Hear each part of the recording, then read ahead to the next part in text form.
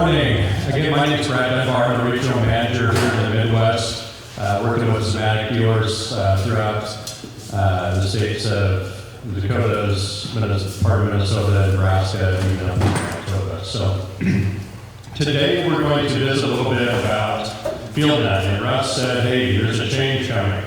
And there is. It's a pretty big change. How many of you guys use FieldNET on your fields? Most of you. A lot of you have had it for a number of years. You've gone through some of the changes over time. And like everything else, as we make progress and we want to improve, we have some changes. At Lindsay, we've been in the telemetry business since the mid-90s. And if you think back at that point in time, things look quite a bit different. FieldNET itself has been around since 2006, so we're coming up on almost 20 years of the actual FieldNET platform, if you will, being able to control from our cell phones. And there's been a lot of progress in that time since then. Let's turn off the...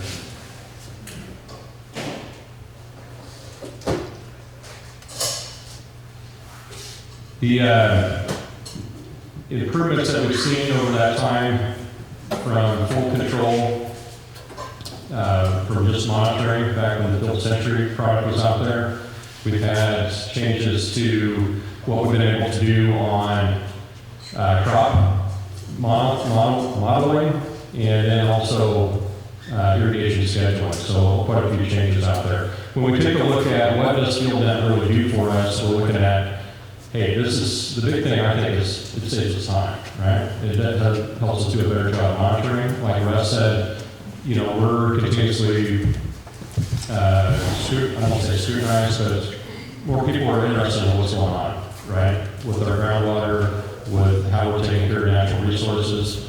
FieldNET helps us do a better job of that and be able to show that, have reports so we can document and hold ourselves accountable for what we're doing out here and making sure that we're doing the best job that we possibly can.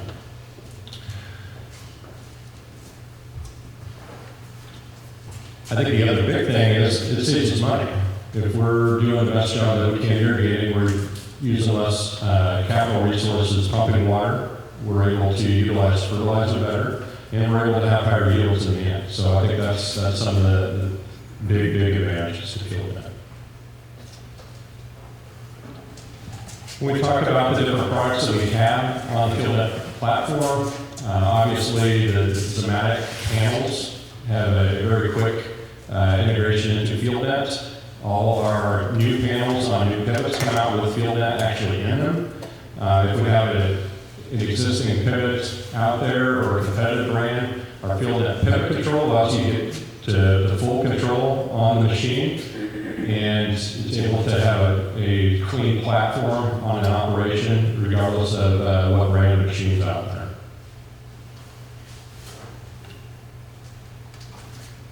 If we're not looking for full control, we also have products like the Pivot Control Lite, where we're not able to start or stop the well, but we do have the ability to see where the machine's at and see what's going on there. And a lot of times that's for guys that are just starting to get into the capabilities of FieldNET, that's a great platform. And then a product that we introduced here about 4 years ago is the Pivot Control, or the Pivot Watch, and that's just a monitor only product that goes on the end of the machine, has a solar panel on the top of it. It's great for some of the hydraulic air machines, very low cost of entry as well. You can have a pressure transducer out there at the end of the machine to know what the pressure's doing. I think sometimes that's a big capability as we take a look at what's our pressure doing out there. Sometimes we need to be pretty keen on what's going on out there. Another product that we introduced here just recently has been our M2 Control. M2 Control allows us to control up to 2 devices and tie that back into FieldNET. Now, what could those devices be? That could be taking a look at a pump. That could be taking a look at a flow meter. Could be taking a look at a valve. Russ has some on some tile drains, tile pumps, so they're able to monitor those, make sure they're running, and have the ability to turn those off or on. Another possibility is grain bins and taking a look at fans, being able to control those fans remotely. So that's another nice ability to tie that all back into one platform, back onto your FieldNET platform.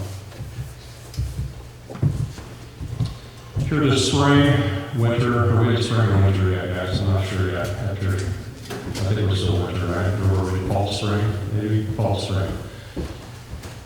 We've started working with Meadows, and they are providing us weather stations and soil moisture stations. So we're able to read those on FieldNET, and we'll be talking about FieldNET Advisor here in a little bit.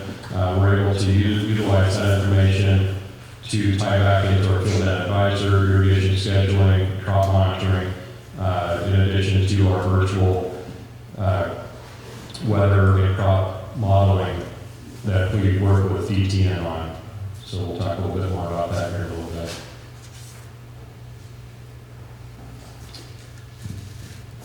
New platform. When we started this project here about 4 years ago, one of the main things that we wanted to do was make sure that we were working very closely with you, our customers, on developing this next generation of user interface. And one of the things that we heard time and time again is, this is a great platform, but I needed to save me even more time. I needed to do more things for me. I needed to look similar from the little bitty phone screen that I'm looking at to taking a look at stuff on my computer. I needed to have the same user ability. I need more capabilities from my cell phone. We need less clicks to get to that information. I want to be able to see my whole operation and then dive into certain things if I have more interest into diving into the details. So when we get into that, we'll see kind of some of the things that we did to answer those needs. There's a lot of different views that we have within the new FieldNET platform. The new advisor portion of it, I think it's a lot cleaner.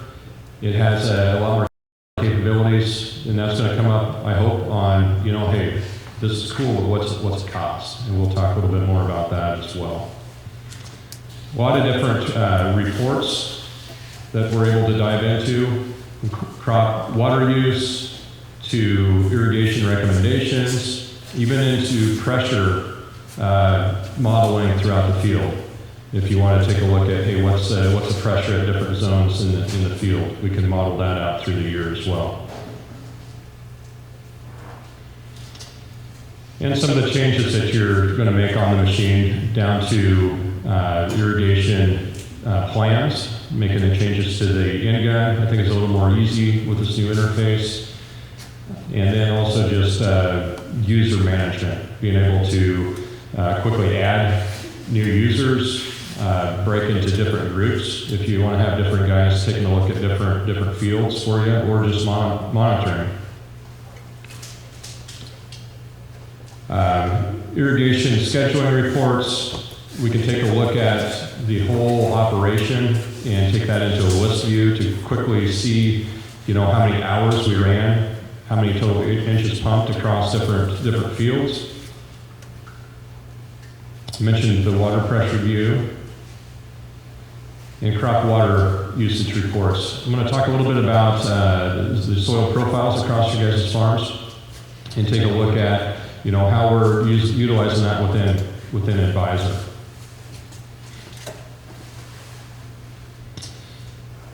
Available water, we'll take a look at some of the graphs that we're able to generate quickly and how we can quickly export those if you need to provide those to a crop consultant. If you're working with NRCS on a program, that you can quickly provide them the data at the end of the year.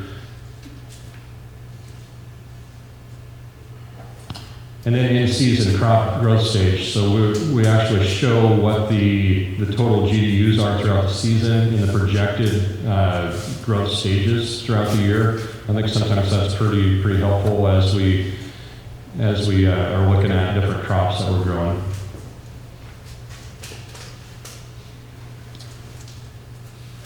Some of the crop health, if you have certain zones, this is going to show up about every couple of days, satellite imaging. That'll be in the crop advisor portion of it. And you can kind of see, hey, we got some problems in certain areas. We have some, and it may, could be not from water stress, it may be from something else.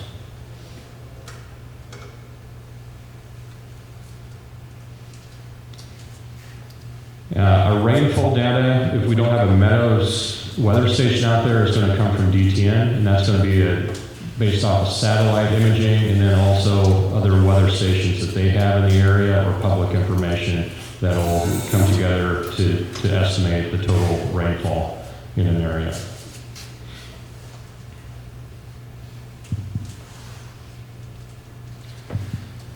The advisor portion of it, we've traditionally had over the last 5 years, that's been tied to an individual pivot. So you pay a different subscription based on that field. So if you had a field that maybe it was a part swing, it was $450 per pivot, regardless of the size of the pivot. We made a change to that this year. We've gone to an acre base, and it's based on a certain grower size. So if you have 2,000 acres or less, it's $1,000 up to 2,000 acres to add FieldNET Advisor to a farm. If you're 2,000 to 5,000 or 2,000 to 4,000, it's $2,000. And then if it's over that, it goes up from there. But it's pretty reasonable, actually, if you're around that 2,000 or under mark, another $1,000 to do complete irrigation scheduling and be able to see, get all that satellite imaging as well.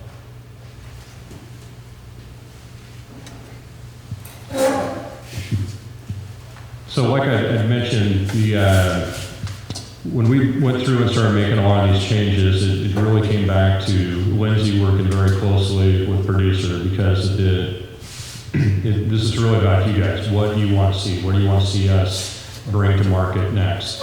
And we've spent a lot of time going into this. Yes, it's another change. I think it's going to be for the better, and it's going to be pretty quick for you to adapt to the changes that we made on this, and I'm going to dive into that here just in a little bit.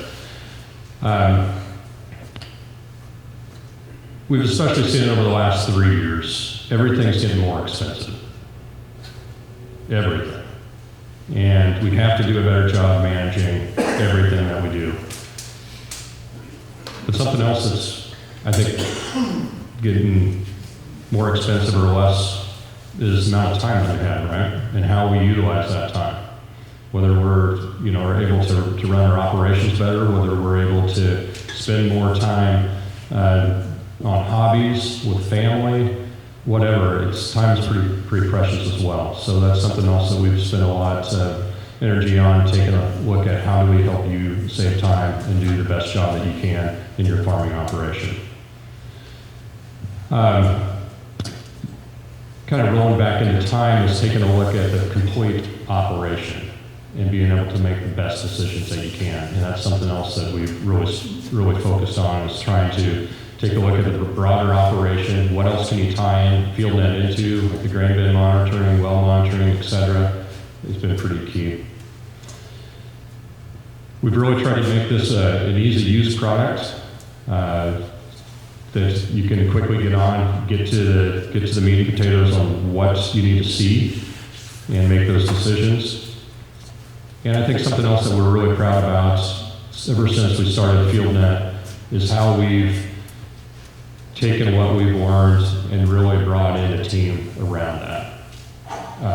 We have never outsourced our call center. Those are Lindsay employees in Omaha. They are the ones that answer your call. Most of our team has the ag knowledge.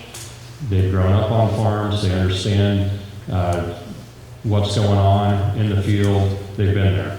So that's, I think, a pretty key feature on a lot of the team that we have in-house. So.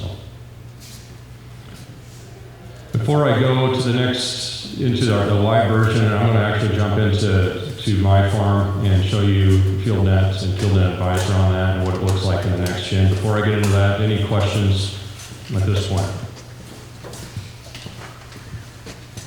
Is it a new app or is it just an update to this?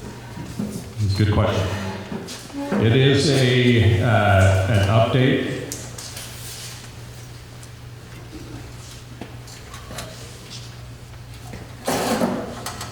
So you will not have to change apps. It's going to automatically queue you when everything's loaded to go to the new app version. It's not going to be an additional download like the last time that we made a change. There was a different app, and you could run both of them side by side until you felt comfortable jumping to the next one. This is going to be a hard stop. Hey, it's time to update to the new version. So software, handgun settings, they'll all transfer. You got to re-input all that. That should all come over as far as I'm aware. I haven't.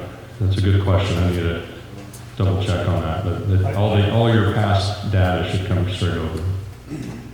I have been working with it the last couple of weeks up in the field, and yes, all of your settings they're all stored at these little pieces actually. They're stored in your pivot, and they're also stored at the servers down in Omaha. So just because we have a new platform doesn't mean your settings have changed. If it looks like your settings are wrong on the app, just pull it before you apply, and that'll bring all of the settings from your panel current, or make that current on the app. Does that make sense? Because when you're polling, you're asking the pivot what's it doing right now.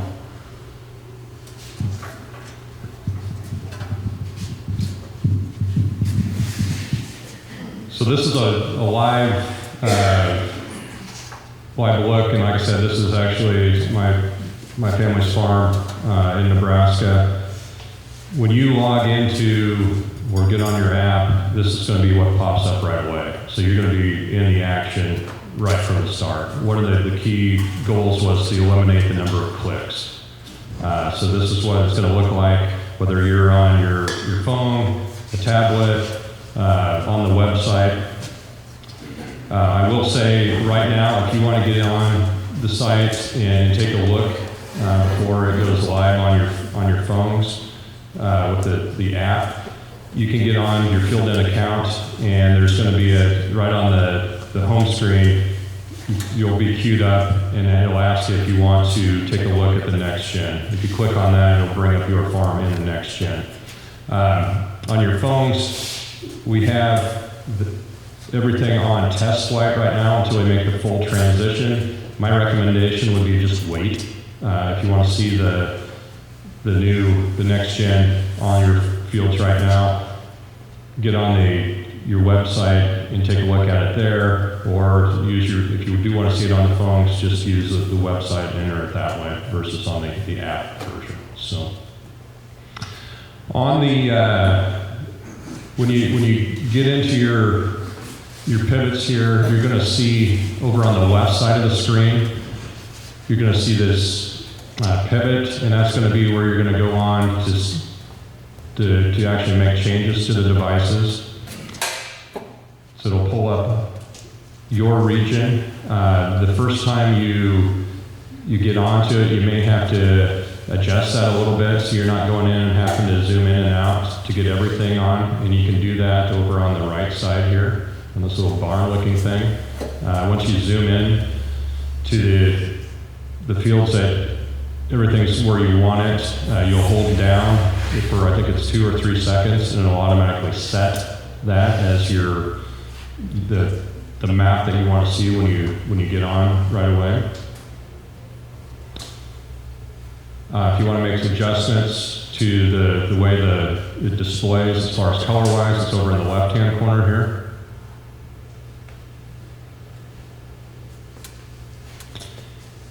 And then when you When you get on an actual device, all you have to do is click on the machine or the where it's at in the field. It's going to pop up the dashboard over on the right side.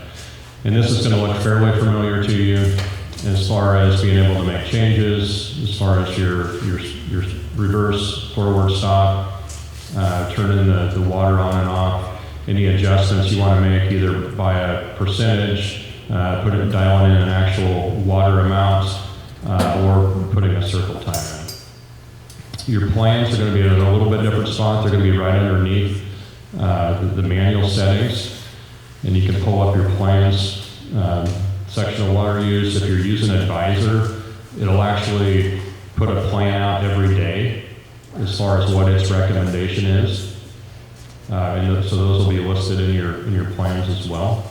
And then underneath that, it'll have where the current settings are. So the current position of the machine, your voltage, all of that will be the next area down. If you're using Advisor, it's also going to pull in their rainfall within the last 24 hours.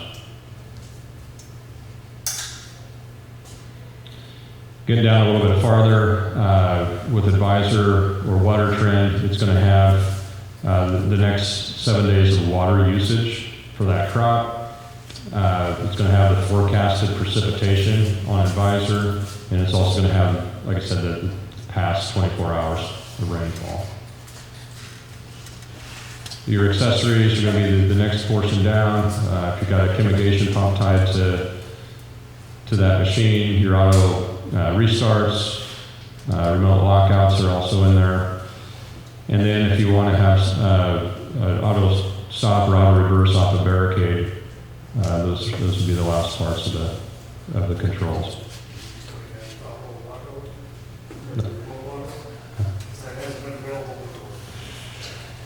I don't know if I want to get into that quite yet.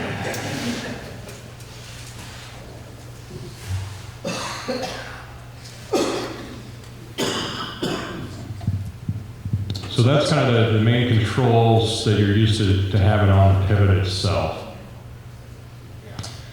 The next area I'm going to talk about is talking more about the crop itself and some of the reports that we're going to generate. The crop itself is going to be the little soybean-looking plant over here right under on the left side. And it's going to show us from a glance where we have maybe some issues going on. And like I said, this is really trying to take a high-level approach and then be able to dive down into a certain area that we want to take a look at. So if we take a quick look at these fields, red is bad, yellow is on our safety, green, we got a good amount of water. If we're in the, what do you call that, light blue, I'll say. I know there's several different terminologies on my website. I got about 3 colors. The light blue is going to mean that we're getting real close to full profile. Advisor is going to always try to get to a point where we never irrigate into the blue zone. We always have room in that profile for a rainfall event. The dark blue, you see we have some areas down here on this particular machine that are in the dark blue. That means that ground is fully saturated. We're potentially leaching water down through the profile or running it off if we get another rainfall event on that ground. Each of these, I'm going to take a look at this pivot right here in the middle. You'll see there's a lot of spoking that's gone on this machine. This is breaking that field up into individual areas based on what happened through the pivot. So if you see this on a particular field, that means that, hey, we had a lot of different applications on that field. So it could have been a plan that was being ran that had different rates. And just think about different rates, we're going to have different impacts on that soil, right? So we're going to have areas that could have a higher water content in them, and so that breaks it into a different zone. If we were in season, it's going to show us what percent of available water we actually have for that crop being grown. how much depletion that we've had, what our total refill is based on how much water is coming through that pivot and how long it takes to get around, and what our ET is, what our max ET is for that day. And then it'll take a look at what, you know, of the particular zone that we pulled up, what percent of that field or how many acres is in that particular zone. The last part on this dashboard is going to be our field health, and we can take a look at that in a couple different ways off the satellite imaging, EBI, NDVI, just actual visible imaging, and then we can take a look at that. If we click on one of those, it's going to show us for that full season where each day or each available image that's out there where we're trending at.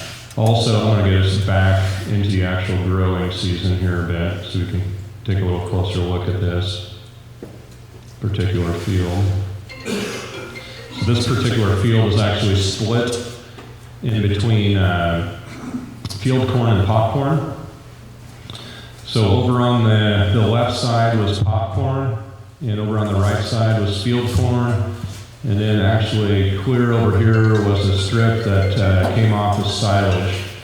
So there was nothing on that, so that's showing that there isn't any vegetative index, or it's in red. That means we got less vegetation out there. A deeper green is going to be more vegetation. So you can really start to see the split here as that popcorn started to go to maturity, and of course less biomass is out there in general since it was popcorn.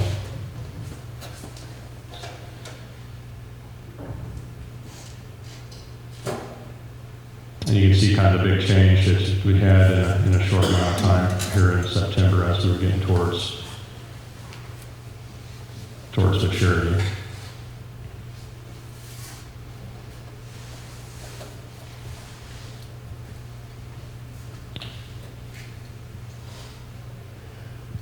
The next area I want to take a look at is on reports and what different reports will show us. The first one I'm going to take a look at is just a general overview. And not all of this information is in here. I'm going to back it up to the crop growing season here from last year.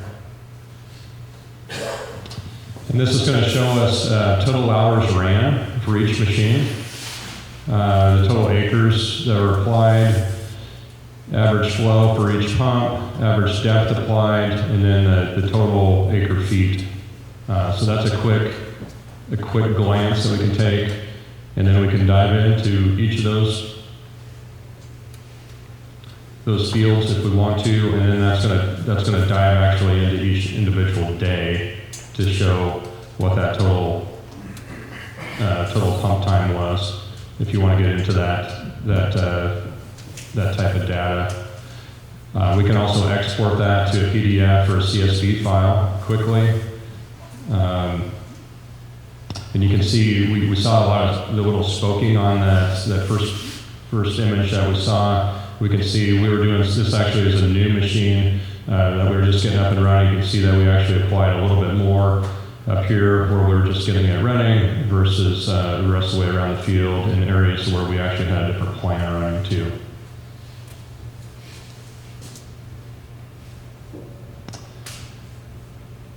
Applied irrigation.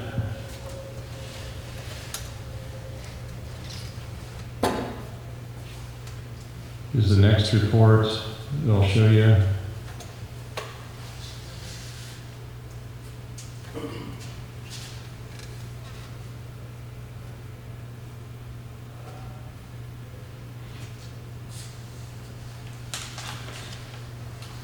And that's going to be that total water applied throughout a certain time frame, so you can set the parameter as far as for a season, for a week, whatever you want, and then do that same export of that data.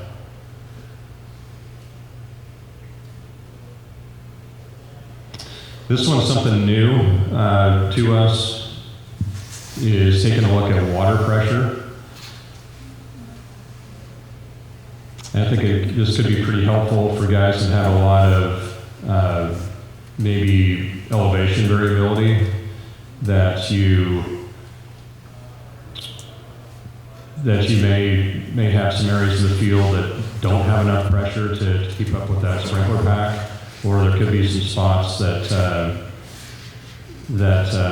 when the end gun kicks on that you don't have enough pressure. Maybe you have a well that starts to drop off and drops your water pressure. This is a good chart to get on pretty quick and run that time graph and start doing some comparisons then quick. So we have a little bit of pressure change in this machine. This machine actually has a corner on it as well. But overall, we're running right there in that 30 PSI zone, kind of about right where we want to.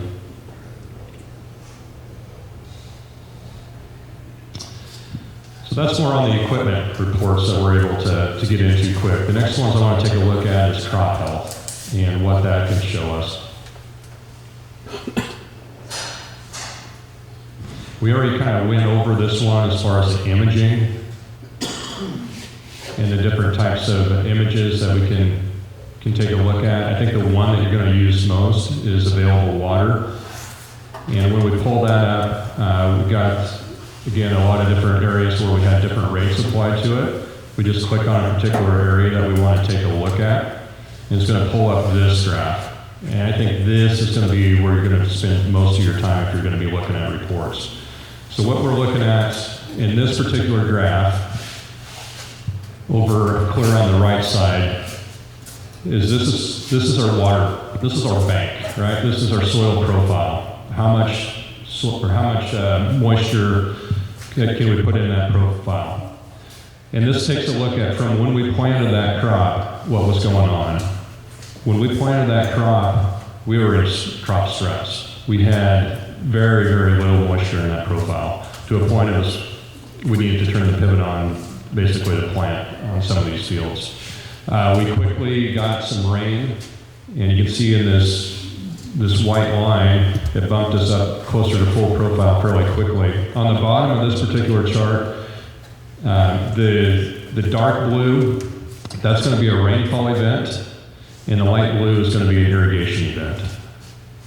If we were starting the season out, so this is taking a look at a snapshot of the whole season of what happened in 2023. If we were starting the season though, it's going to show this exact same chart, but it's only going to have a solid line up to where we're at for that day. And then it's going to take a look forward, and it's going to have a 14-day forecast and advisor on what the weather trends are looking like. And then also tied back into what your crop water use is going to be. And then it's going to have a projection for the rest of the year.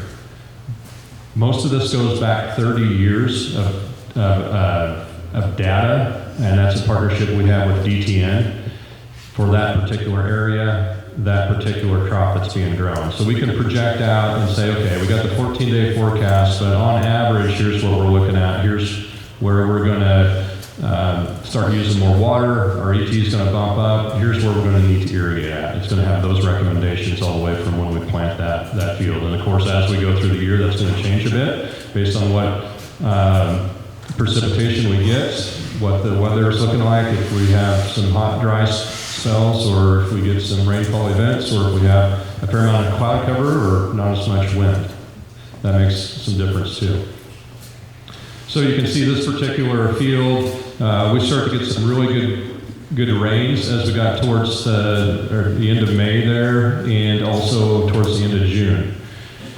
We had our first irrigation events were going on right at the end of June, 1st of July, and that was more so to get some fertilizer down on that crop, especially on the popcorn.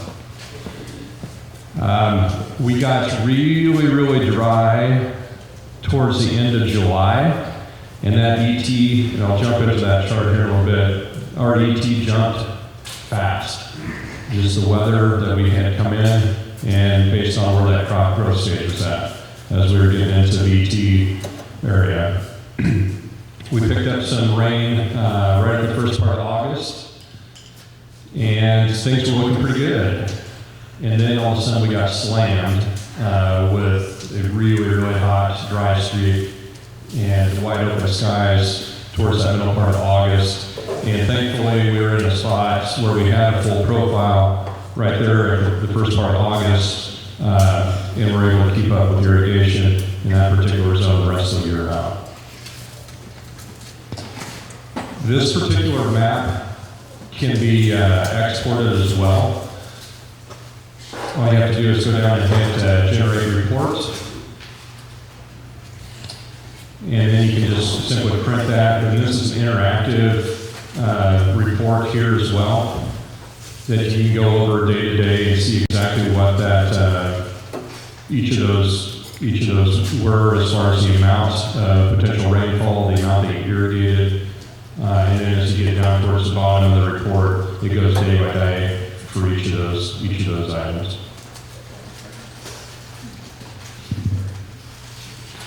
But like I say, I think this is the report that that you're going to run quite often, daily, weekly, what have you. Something that's you can work real closely with your agronomist or other crop advisors and kind of show them what FieldNET advisor is trending, what it's telling you, the forecast is looking like. And I think what's so important about this, it's not just the agronomic side, it's tying that back into what the pivot's doing. I think as producers, when we have a lot of fields, a lot of different things going on, it's a lot. There's a lot of variabilities out there. We have variabilities from when we planted, what we planted, other things that happen through the year, what happened, things that happen on the pivot, different rates. We were talking about BRI, what plans were we running? What's this particular well pump? Does it drop off in the year? It's on a part swing. Thinking all that through can get a little bit overwhelming. And then you work with an agronomist, and he works with 10 other growers that have the same thing going on. And he's trying to think through all that. Oh wait, that's a 1,200 gallon well. Oh, that's a 400 gallon well. Or that. How fast do we need to get around, and when do we really need to start irrigating? That's the nice thing about FieldNET Advisor is it has all that data and it thinks through that automatically for you. So it'll start telling you that, hey, you need to start that well now, 6 days maybe before you hit crop stress, because it's looking ahead saying, hey, your ET is going up, you're in a crop growth stage, it's pretty critical, you have a certain soil type in that particular field, you need to get going. And there may be some other fields that you have really high producing wells on, little heavier soils that you can wait for a while. So FieldNET Advisor really thinks through that for you, and I think that helps you as a producer, but it also helps the agronomists out too if you can share that data with them.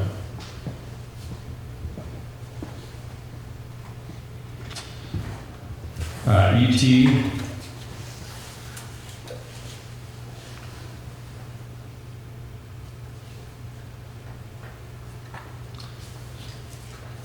I mentioned on this particular field we had two time frames that really had a lot of, get this graph to pull up.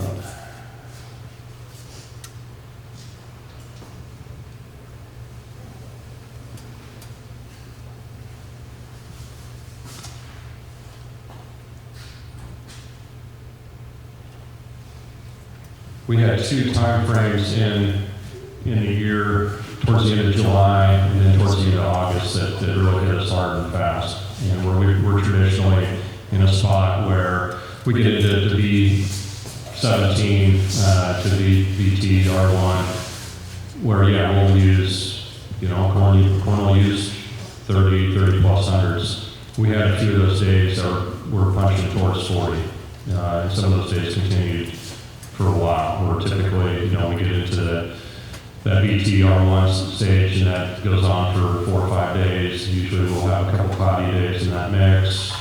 But this year it was one right after the other, and it wasn't just 3,200s, it was up towards 40, 4,100s. So I think that's something else that FieldNET does a nice job taking a look at. Some of those weather trends that are coming at us, and where we see the weather, it says, okay, it's going to be hot and dry, but we don't sometimes think all the way through how hot and dry some of this is with the low humidities, high winds, wide open skies. I think something else that was unique here about 4 years ago, I was watching what was going on our ETs, and it was looking like it was going to be a really high water use, but we got smoke that came in. That year was out of Canada, and it was amazing how much that dropped actually our ETs on having that cloud cover from the smoke coming in. That makes a difference. Well, it looks like that one's not going to pull up for us here.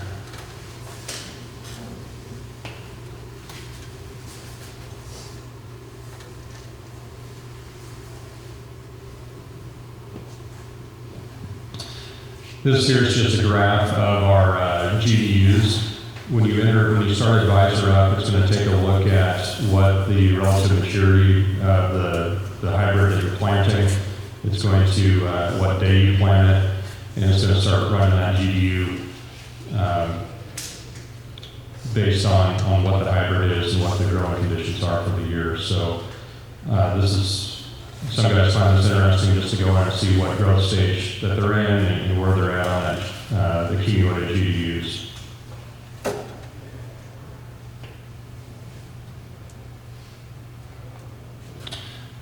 I'm going to bounce down here a little bit on some of these other ones that are interesting. Rainfall's pretty straightforward, as well as weather. The yield loss is going to be a map that's going to be tied back to how long that potential zone was in a water stressed environment, and based on what growth stage it was in, and how that relates back to potential yield loss. So it'll help you calculate that. Obviously, if there's other variables out there that could have contributed to the yield loss, it doesn't have visibility of those, but I think it does a pretty good job of taking a look at how many days and what growth stage it's in if that crop did go into a potential water stress situation.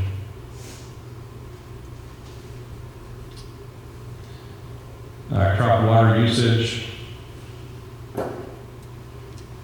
This is really related back to the ET map.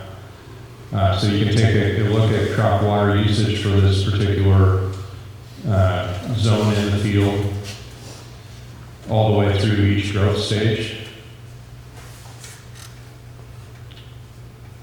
I'd mentioned that we had two big water consumption time frames where we'd expect to see around that's 30 hundreds a day use, and towards the end of July there we're up to 3700s on July 28th.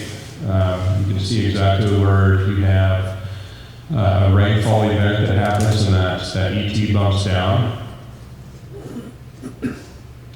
So set in R3 and we have a day of 1700s. Obviously we've had a rainfall event right there around that time. And then we had late in the season at R5 where you typically wouldn't have 30 plus hundreds a day that you're going through, but we did see that here this year as hot and dry as it was. So, but this is again another report that you can create and save as a CDS file or a PDF file, print it, and then it will also break it down to an individual day-by-day account on where the growth stage was and what the total water use was for that crop. So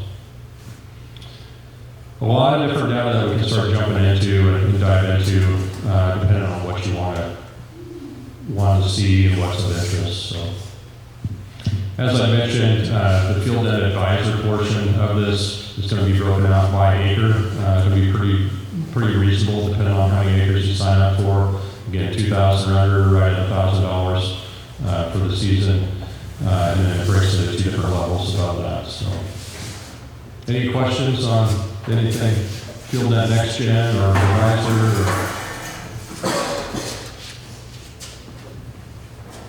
Go ahead. Is that, you're saying per acre, is that irrigated acre or field acres? Good question. So that's going to be whatever you want to.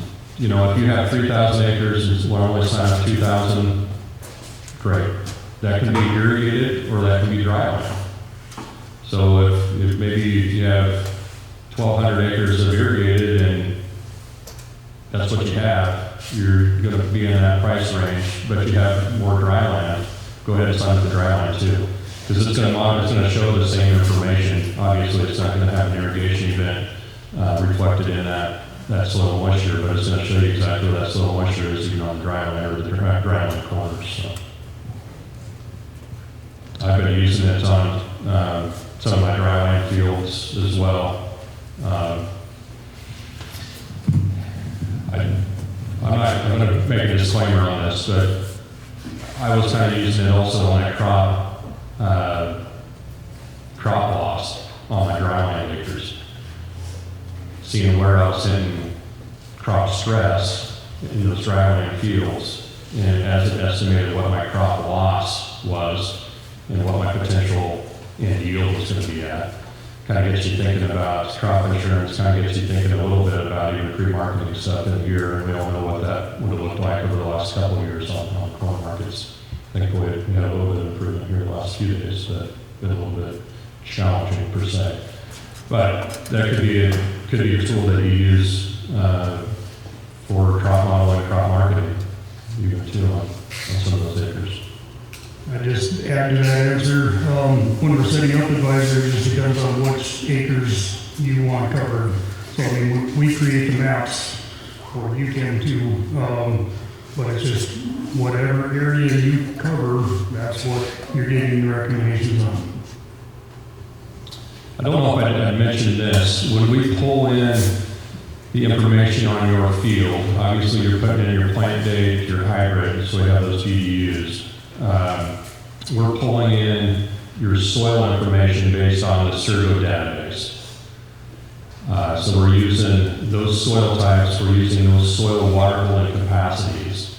In the versions of FieldNET we've had up to this point, you're able to go in there and actually make modifications to those. If you had an area that was highly eroded, that you did some land leveling on, you can go in and create a different soil type with a different water holding capacity if you really want to dive into it that deep.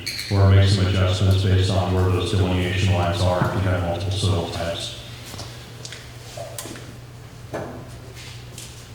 I've found for the most part in a lot of the areas that we work in that Servo database is fairly accurate, but there's going to be fields where you got some other variables that don't quite follow what the original Servo database was. You can also, if you have if you've done some sled maps of fields, we could pull those into FieldNET Advisor as well. I'd say the only real limitation to it that we found is where we have high groundwater. Since there's no equipment that's added into the field, there's no sensing data or soil moisture probes. This is all data driven. So there's no way of telling what your groundwater level is. If it's being irrigated from underground, there's no way of knowing that. So sometimes they'll recommend that you irrigate when your soil profile is full. Yeah, there's some of those situations that we really can't assess, if you will, without an actual probe in the field. And that is something that next year I mentioned the Meadows soil moisture station, that we are going to be able to tie those into Advisor if you do want to make that investment in that hardware and then tie it into Advisor. So. That kind of answers my question. Is there a way for like the variable rate to go off of that? So basically what you're saying is working on that. Yeah, the variable rate can be tied right into it. Yeah, right now, if you have FieldNET Advisor, it will create a variable rate plan every day for you.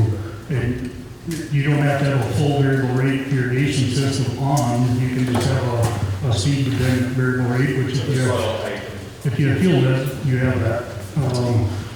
And it will create a plan that you can run for that day, or however long until you choose another plan to run.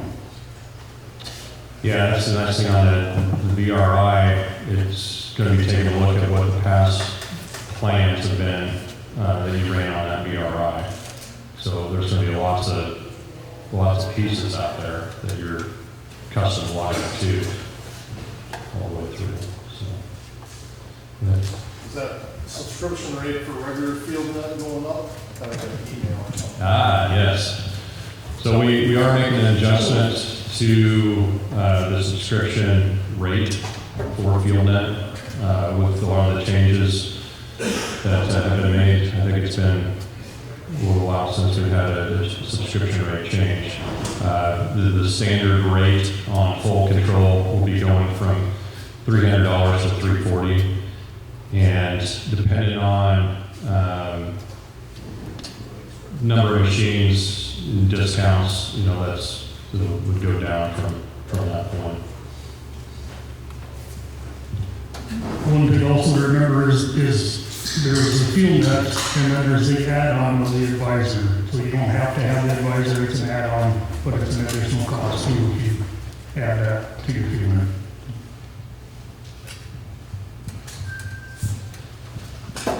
So I think with some of the changes that you'll see, there is an increase with some of the additional features that we're offering within FieldNet, and hopefully some of the other time savings that is in there. There's some other added value that we are bringing here to the table as well. Other questions?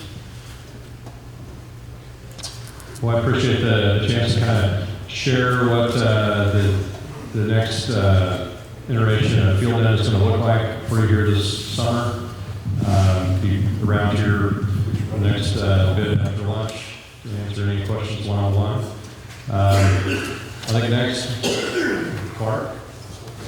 We'll let Clark is with Nelson Irrigation, and talk a little bit with us about all things sprinklers.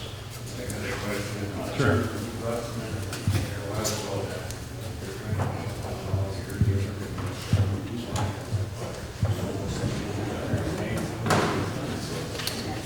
Yeah, question is on water policy across state lines and challenges and pushback on irrigated agriculture. I think every area across the U.S. there's different challenges in different areas. There's different regulations on how water is controlled across the West. I will say that I think it's important that all of us come together and are proponents of our industry and what we do within agriculture. I think that's important every day, what we do in telling our story and how we are stewards of the resource. Definitely different challenges in different areas. There's parts of Nebraska actually that there's been a big push for a while. Nebraska regulates its water on an NRD system, Natural Resource District, which are local entities, kind of loosely tied to watersheds per se. And each of those have the local authority to make recommendations on development of groundwater. Groundwater is regulated by the NRDs in Nebraska, and surface water is regulated by the state. So, but the groundwater is viewed as a public resource. So there's some of that that goes on. And actually in more in the northeast part of the state, they just opened up around 6,000 acres to develop here in January. So that was kind of a change on being able to add additional acres. And obviously there's other areas that there's a push to dial back the number of irrigated acres that there are out there. So, every year we got to turn in a report on gallons of pump and all that. That's through the DNR. They're the ones that are controlling that, and we go by what we send in. But now, who's going against the irrigators as far as the water? And that kind of, who's going against the irrigators was the question. And I think that varies on areas too. We get into some of these times where we are in heavy water use, and all of a sudden the groundwater drops off and somebody's domestic well starts pumping air. And maybe it wasn't put in deep enough to begin with. All of a sudden they get a lot of and they have a loud voice, all of a sudden they start getting some attention, and, you know, we know what the press says. Not all the whole story is told at that point, right? I think the other thing that we start seeing is on, we talked about maybe not so much quantity, but quality, and what we're doing to make sure that we're helping protect the quality of the water too, as far as nitrates, other contaminations, et cetera. I think that's going to be a bigger challenge depending on the area as we think back some of the practices that were being used back in the 70s and 80s. And where is that nitrogen load at in the soil profile? Are we in some areas that we got a strata that's halfway down to the aquifer and it's pretty intense? Is that going to get worse before it gets better? And I think that's another thing we have to consider is, are we in a spot where we have some other challenges ahead, and how are we going to work with the public, if you will, on what we're doing today for the betterment of everybody.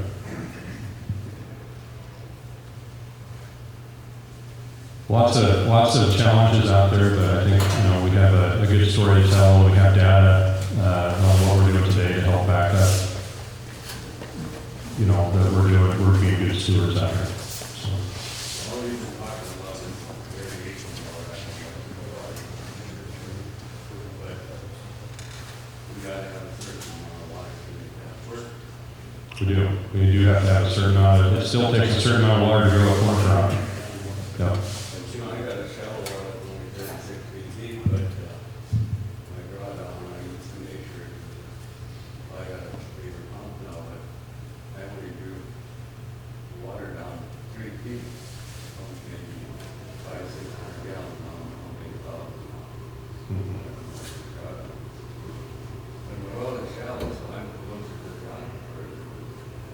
Right.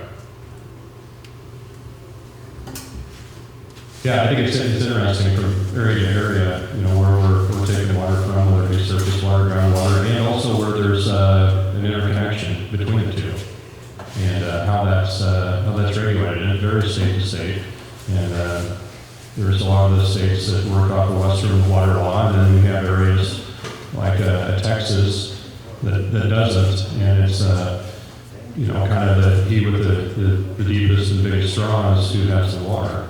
And we've seen some of the challenges. That's a different aquifer down there, but we see some of the challenges that's created over the time throughout the bottom part of the overall aquifer in Texas and Oklahoma and Southwest Kansas. So I could talk for a long time about that for sure. But I'll let Clark share a little bit about sprinklers. Yeah, thank you, Brad.